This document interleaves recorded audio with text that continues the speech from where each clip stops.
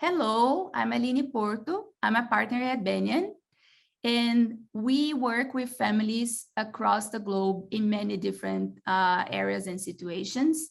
And one of the situations that most families ask for help is how to manage conflicts. Conflicts are actually good in family business. They help propel innovation, they help make decisions, and they help the family move forward. However, when you are in a conflict, the conflict is actually happening, it can escalate very quickly. So you might think of some ways of reduce the temperature, let's say, of this conflict when it's happening and manage the situation more adequately. So I have 5 tips that are helpful for when we are living in a conflictual situation and we want to manage them more properly. The first one is that you should never let conflict fester in your family business. Try to deal with it as it happens, or at least close to the time it happens. Because basically, the more time you let it go, you let it pass, you let it fester, the harder it will be for you and the other parties involved to solve the conflict itself. And I got this tip actually from a boat captain who used to travel around the world with his family. And he once told me that if we don't manage conflict, if you don't talk about it the moment it happens, or at least the day it happens, it will have a big problem in the boat, because in an emergency, people will have to shout at you, to scream at you. And if you're holding a grudge, it's very likely that you will receive very well instructions from somebody that you're not in good terms with. So don't let it fester. Make sure you talk about it. You try to solve it as soon as possible. So this is my first tip. My second tip is that remember that it is a balancing act. It's not just about you talking or just about you listening. It's the balance of talking and listening well during the conversation that will help you reduce the conflict in the moment it happens. I once had a situation where 2 brothers were in high conflict, and one of them told me, "Oh my gosh, my brother won't listen to anything I have to say. He's so unreasonable." And when I asked him if he actually were listening to his brother, his answer was, "Of course not." And it's of course not, because our tendency, a natural tendency, is not to listen to others when we are in conflict. We try to argue over and over and over and go through all the brilliant ideas and brilliant points that we have. But to solve conflict, you need to understand each other. And the only way to understand the other person is to actually listen to what they have to say. So try to balance, while you are in the conversation, how much you listen and how much you talk. My third tip is that you have to be curious, genuinely curious, because genuine curiosity really matters in managing conflict. Because you won't listen to anybody that you don't care about, or you won't listen if you're not really curious about what people actually have to say. As I just mentioned, managing conflict is about understanding each other. And one of the ways that adults actually learn is paying attention to what they're curious about. One education professor once told me that you don't learn if you don't care enough about it. You're not curious enough about it. So make sure that you get some curiosity in yourself about what the other have to say. And I know it's really hard to do it when you are angry at someone, when you're upset at someone. Why would you care about what they have to say? Why would you be curious about? Well, you do care about yourself, right? So make sure to imagine that this conflict, that this hard situation is a puzzle you have to solve. Get curious about it. How am I going to solve this? What else am I missing? What does this person have to say that I might be interested at in order to solve this conflict situation? My fourth tip is called the 1% rule.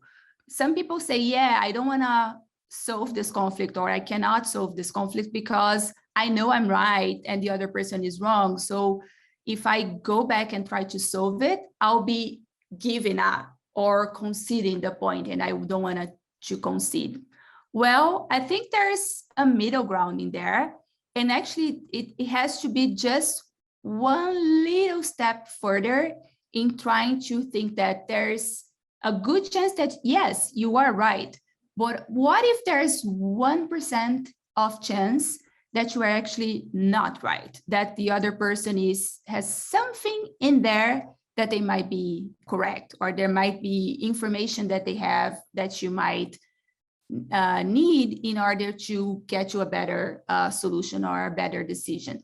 So if you give yourself this 1% chance that the other person has something to say that might be important, might be relevant, you are starting to pave your way to solve the conflict.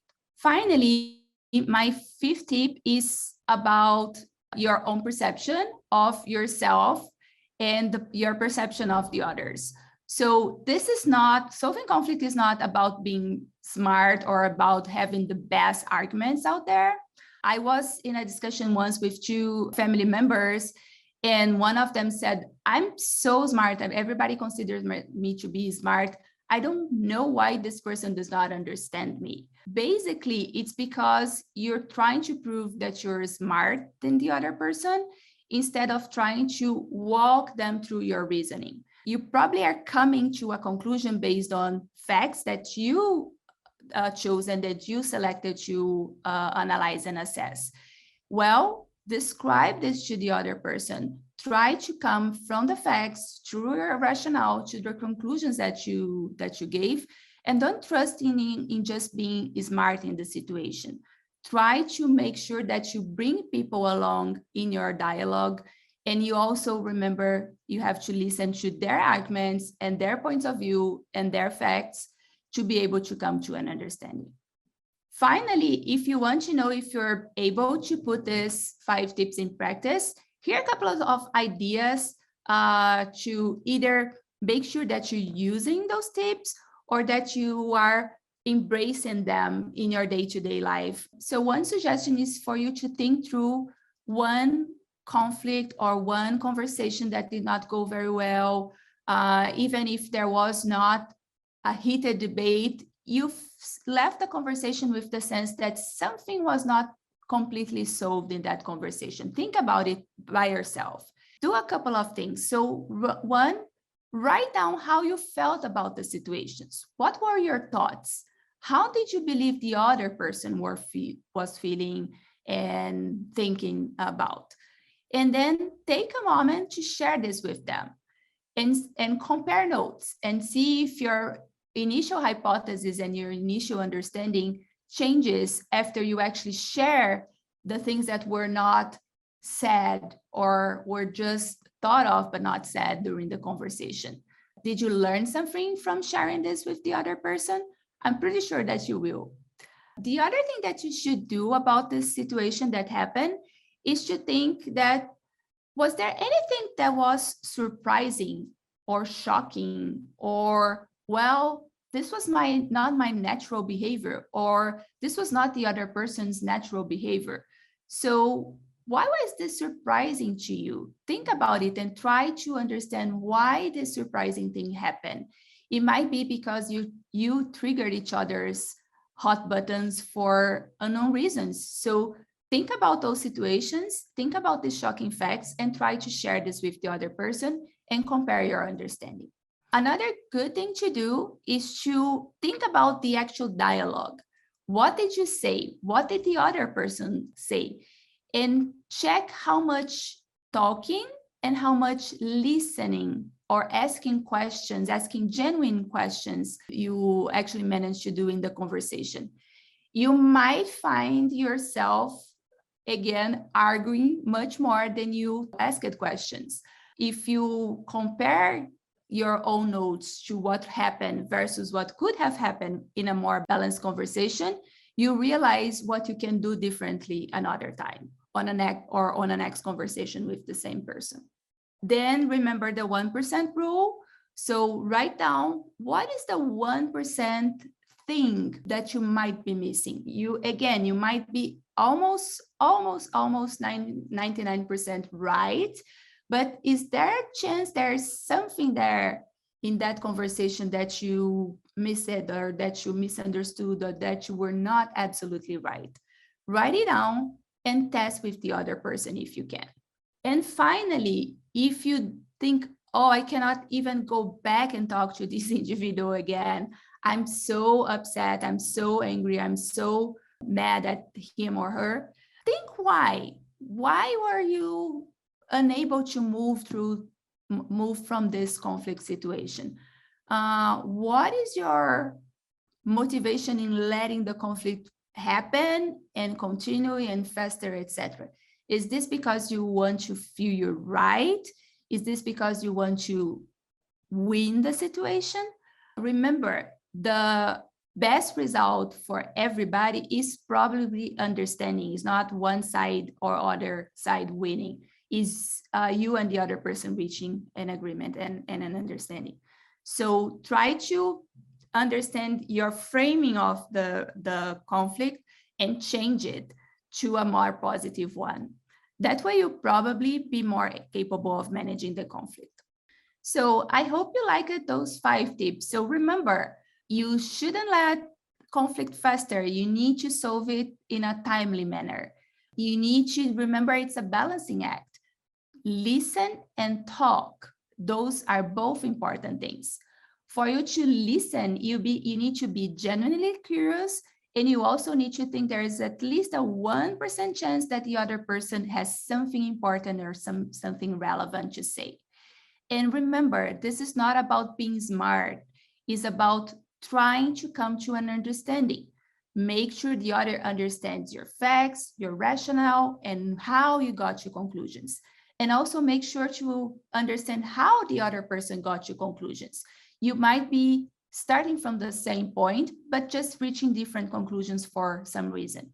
So if you think through all these 5 tips and apply them while you're having this conflict situations, I'm pretty sure you'll be able to reduce the temperature of the conflict in a positive manner.